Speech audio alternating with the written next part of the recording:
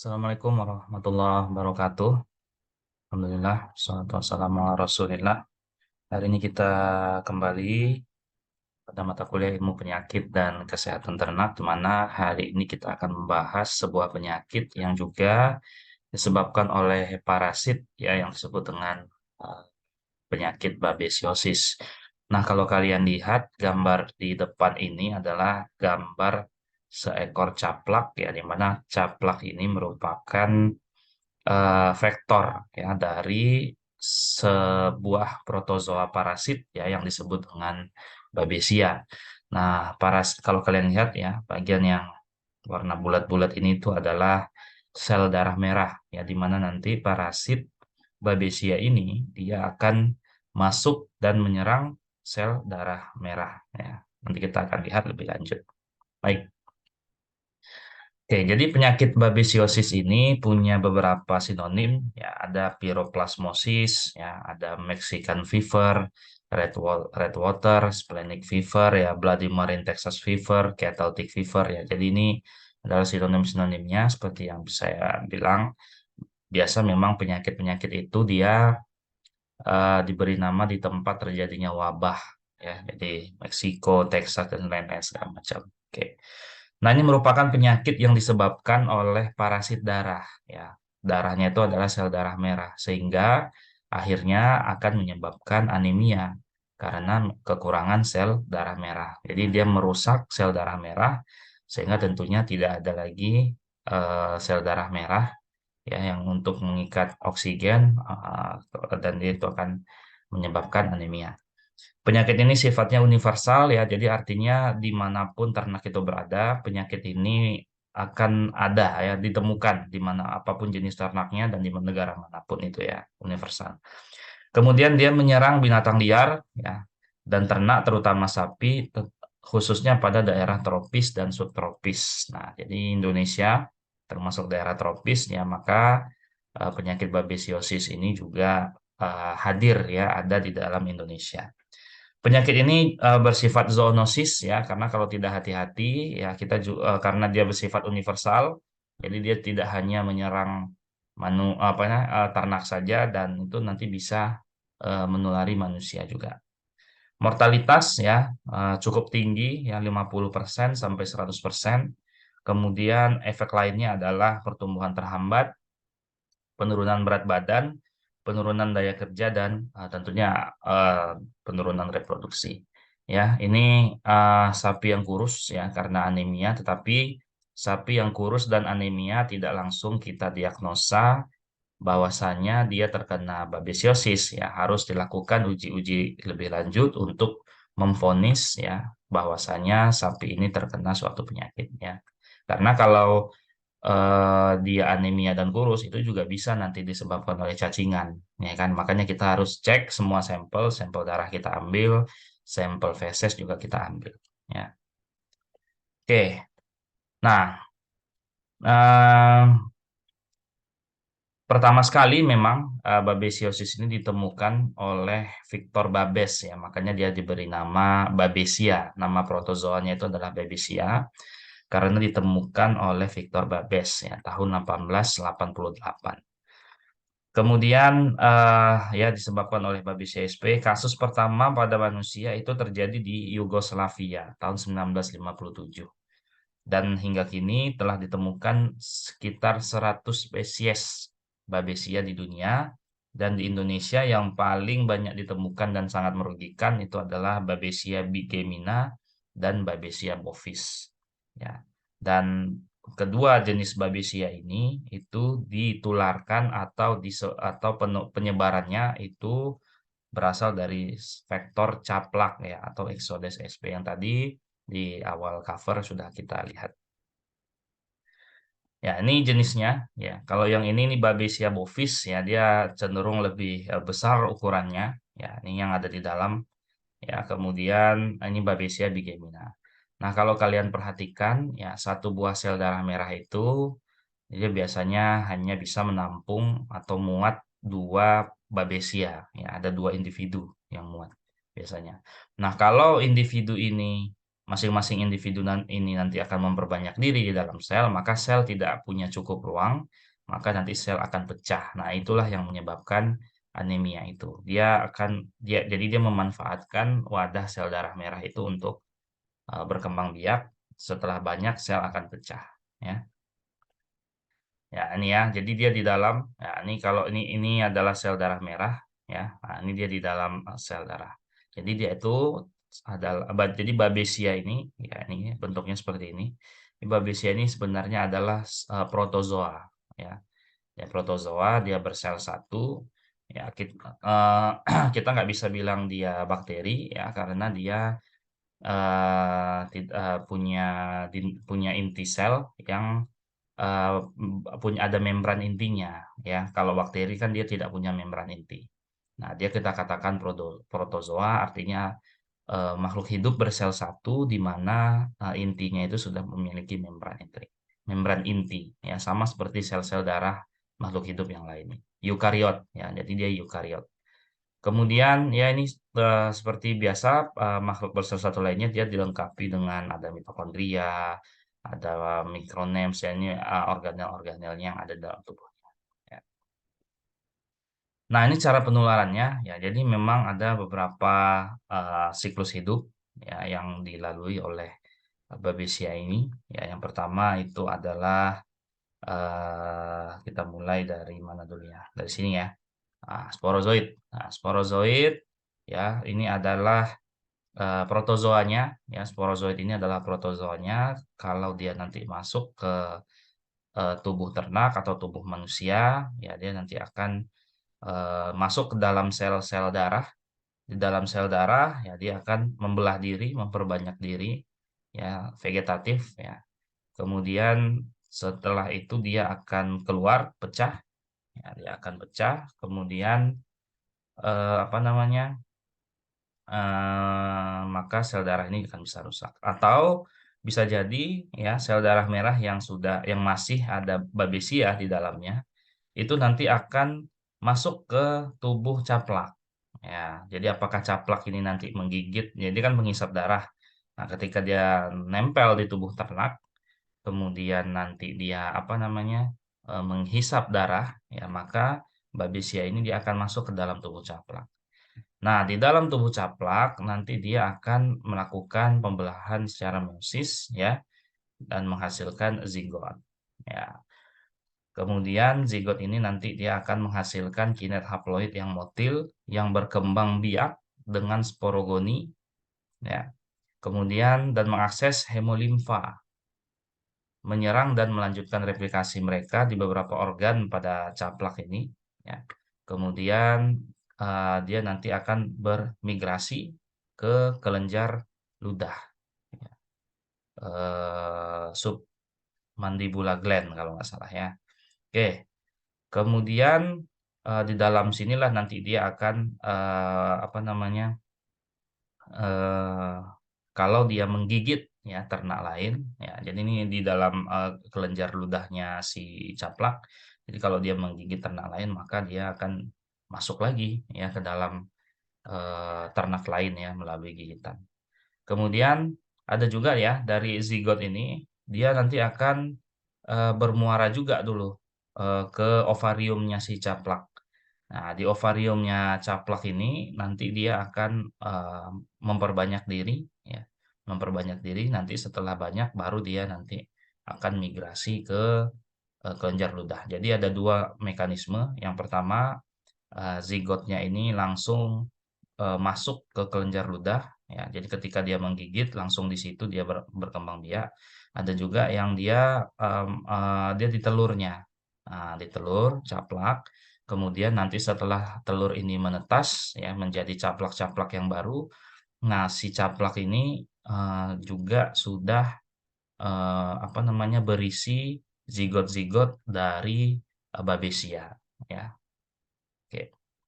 Nah, ini adalah hewan-hewan bertulang belakang, ya, yang menjadi agen penularan, ya, hostnya untuk Babesia, ya. Ada manusia, sapi, domba, anjing, ya. Jadi hampir semua hewan mamalia termasuk juga manusia yang memiliki sel darah merah, ya itu pasti akan memungkinkan untuk ditulari oleh Babesia atau terkena penyakit babesiosis. Nah, ini vektornya ya ada berbagai macam vektor caplak ya, ada Bophyllus annulatus, ada Bophyllus microplus, ada Exodes persucaltus ya, ini macam-macam jenis caplak yang menjadi vektor penyebaran Babesia tadi. Oke. Sifat alami dan spesies rentan ya. Jadi sifat alami Babesia itu dia memiliki kemampuan untuk menghindari respon imun. Nah, karena dia apa? Karena dia protozoa ya, dia bergerak dan dia lebih cepat geraknya daripada makrofag atau sel-sel imun tubuh yang senang mengejar-ngejar bakteri. Jadi kalau di dalam tubuh itu ada sebuah sel imun yang bernama makrofag.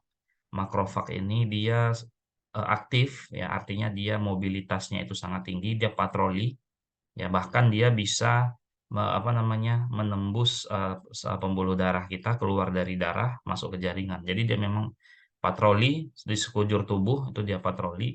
Nah, tetapi Babesia ini karena dia protozoa ya, ukurannya juga tidak tidak jauh berbeda dengan makrofag ya, sehingga dia itu bisa menghindar ya dari sel-sel imun tubuh ya. Kemudian reinvestasi tidak bisa dicegah namun mampu menurunkan parasitemia ya. Jadi eh, apa namanya eh, tidak menutup kemungkinan ya, kalau kita sudah sembuh dari Babesia kita tidak akan terkena Babesia lagi ya. Memungkinkan sekali kalau kita sudah sembuh ya, kita masih bisa terkena babesiosis ya.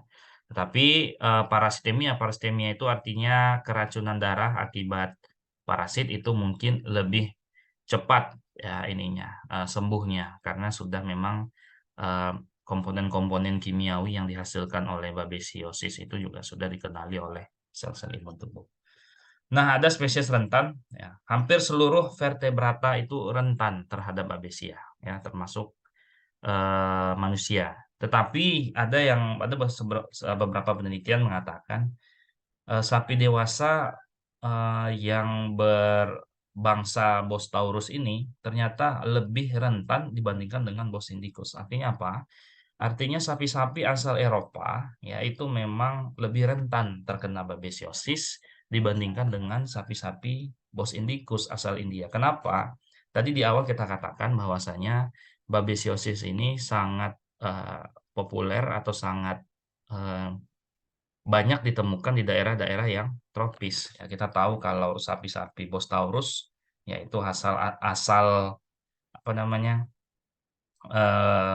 Eropa, yaitu bukan daerah tropis ya, sehingga mereka tidak terlalu adaptif dengan kondisi yang ada di lapangan. Sementara sapi-sapi yang asalnya itu adalah Bos indicus ya, ini sapi PO, sapi Brahman ya, ini adalah memang mereka sudah adaptif dan sudah hidup di daerah tropis ya. Jadi istilahnya mereka lebih kuat daya tahan tubuhnya dibandingkan dengan sapi-sapi asal Eropa ya atau Bos taurus. Oke.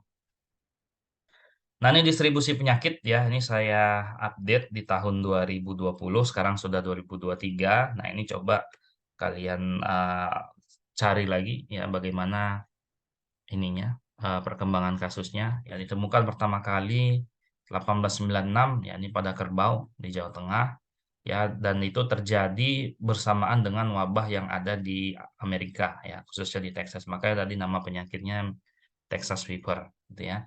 Kemudian 1906 itu mulai ditemukan di Sumatera. 1918 ya, ini menyerang ternak-ternak yang diimpor dari Australia ya, dari Aceh, Sumut, Sumbar ya. Kemudian hingga saat ini masih terus dilakukan pemantauan terhadap babesiosis di seluruh Indonesia. Ya, ini contohnya ada di Sumatera Barat ya, pesisir selatan, ini tanggal 31 Agustus 2020 ya, ini masih ditemukan hewannya di Sapi Bali ya, jumlah 3 ekor. Ini juga di Jambi ya. Ini di Kepulauan Riau, Kalimantan Tengah, Sulawesi Tengah, Sulawesi Tengah. Ya. Ini cuma beda kecamatan. Ini Mori Utara, oh sama beda desa aja nih. Ini Desa Tiwa, ini Desa Mayumba. Nah, ini juga apa namanya? eh, Masih banyak ditemukan juga kasus-kasus babesiosis ini pada daerah-daerah di Indonesia. Nah, apa saja gejala klinisnya? Yang pertama itu pasti demam, ya karena kita diinvasi oleh patogen. Ya. Kemudian pasti anemia hebat. Nah, anemia hebat ini ditandai dengan selaput lendir menjadi kuning.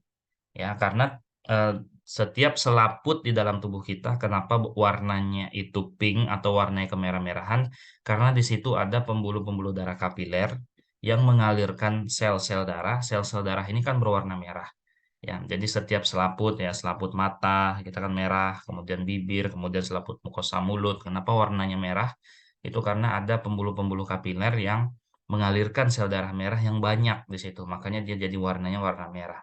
Tetapi kalau sudah terinfeksi oleh Babesia ini, maka dia akan merusak sel-sel darah merah, sel darah merahnya hancur, sehingga terjadi penurunan konsentrasi sel darah merah.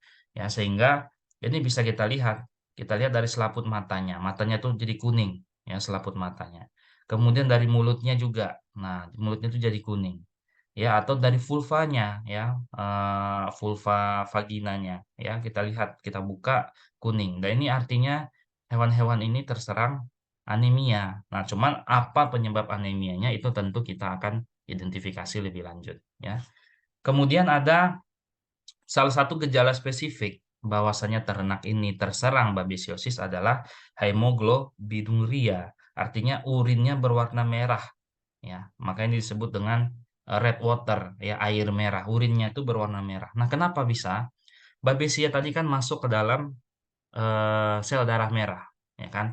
Ketika dia membelah diri, dia akan membuat sel darah merah itu pecah.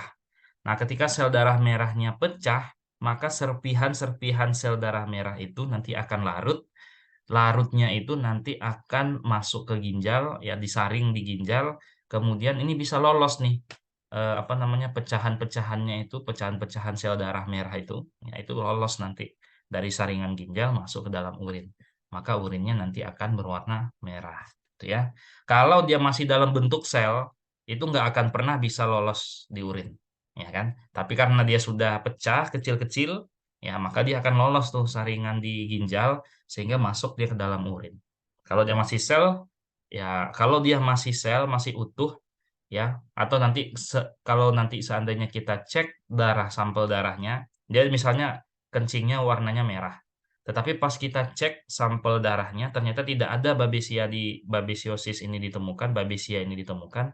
Artinya apa? Artinya ginjalnya sudah rusak berarti, ya.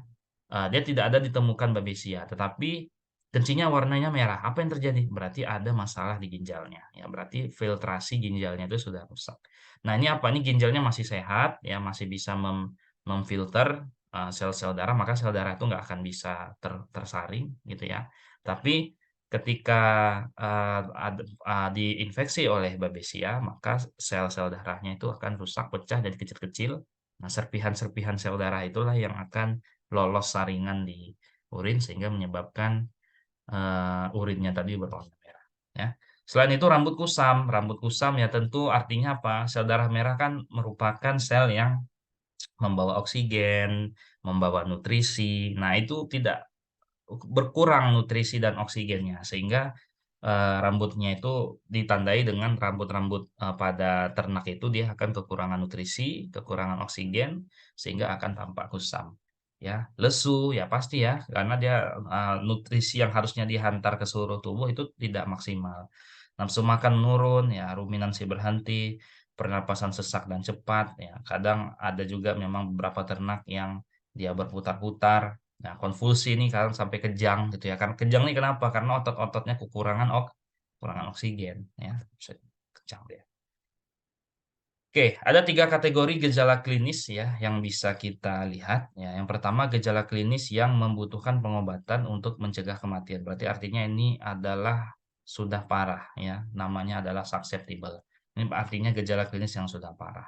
Kalau intermediate ini adalah gejala klinis yang sedang, di mana di sini terjadi parastemia, dan penurunan pack cell volume, ya artinya jumlah sel darah merahnya itu penurunannya lebih dari 21,5%. Ya, dari total sel darah merah, ya dari 100 misalnya berkurang sekitar 22%. Nah, ini artinya dia sudah masuk ke kategori intermediate. Nah, ini ditandai dengan demam, sebenarnya tidak terlalu membutuhkan pengobatan dan dapat sembuh sendiri jika didukung dengan sanitasi dan nutrisi yang baik. Ya. Ada juga yang kategori resisten. Resisten ini artinya dia bertahan, ya, tidak menunjukkan gejala klinis, ya. Tapi kalau kita cek darahnya, kita temukan Babesia bovis, ya. Dan ini pengurangan sel darahnya itu kurang dari 21,5%. Dan dia tidak menyebabkan demam dan tidak memerlukan pengobatan karena nanti bisa sembuh sendiri. Asalkan memang dijaga ya, dibersihkan tubuhnya dari caplak-caplak atau dikasih insect proof di kandangnya kalau memang ada wabah gitu ya. Oke. Nah, ini patologi ya ketika kita melakukan pemeriksaan postmortem. Nah, ini kalau ini adalah sapi yang terkena babesiosis kemudian mati, kemudian kita lakukan pembedahan. Bisa kalian lihat di sini, yang pertama itu adalah kantung kemih. Nah, ya. Kantung kemih membesar mengandung urin dengan warna yang gelap ya. Jadi urinnya sudah berisi sel-sel darah merah, pecahan-pecahan sel darah merah. Kemudian yang B ya ini adalah degenerasi ginjal ya. Ginjalnya juga mengalami disfungsi, degenerasi ya. Degenerasi itu artinya penurunan fungsi ya. Kenapa? Karena pecahan-pecahan sel darah merah itu kan tidak itu kan sifatnya kasar dan besar-besar ya itu nanti bisa akan menyebabkan kebocoran pada filtrasi ya, pada proses filtrasi. Nah, kalau kebocoran pada proses filtrasi yang di apa namanya, yang dihancurkan ya, yang dirusak itu adalah glomerulus pada ginjal, nefronnya. Jadi lama-kelamaan ya satu nefron rusak, dua nefron rusak ya nanti lama-kelamaan dia bisa jadi gagal ginjal. Kemudian ada edema juga pada paru-paru ya. Artinya kenapa bisa edema? Karena paru-paru ini kan harusnya dia apa namanya menyerap oksigen ya kemudian menghembuskan CO2. Nah, edema ini terjadi ya karena disfungsi paru-paru tadi. Jadi tidak tersalurkan dengan baik proses pertukaran oksigen di sini. Kemudian ini juga ya hati juga banyak sel-sel darah merah di situ ya karena dia sebagai pusat metabolisme tubuh ya sehingga warnanya kuning ini diakibatkan oleh sel-sel darah merah yang sudah sangat sedikit jumlahnya. Ya, oke. Nah, bagaimana? Nih pengobatannya ada beberapa obat memang yang diberikan, ada yang memang disuntik, ada juga yang diminumkan atau dimakankan. Ya, ada diminazen, diaceturet, imidocard, dan amikarbalet. Ya, ini juga bisa. Ada memang sudah ada obatnya. Ya. Nah, pencegahan, nah vaksin masih dalam tahap pengembangan. Ya, jadi memang sudah ada beberapa penelitian yang dilakukan untuk membuat vaksinnya. Nah, tetapi vaksin aktif katanya sudah ada, tetapi hanya diedarkan di daerah Argentina, Brazil, Uruguay, Afrika. Ya, jadi memang belum masif diproduksi dan belum ada di Indonesia. Vaksinasi sapi import dilakukan di negara asal beberapa bulan sebelum diangkut. Ya. Jika vaksinasi di negara asal tidak memungkinkan, maka sapi yang datang harus dikarantina, divaksinasi, dan terlindung dari caplak pada saat berada di negara penerima. Tidak disarankan vaksinasi pada hewan bunting, penyemprotan insektisida pada kandang secara rutin. Baik ya, itu terima kasih. Itu adalah uh, uh, kuliah kita mengenai babesiosis. Ya, kita akan ketemu lagi di materi berikutnya.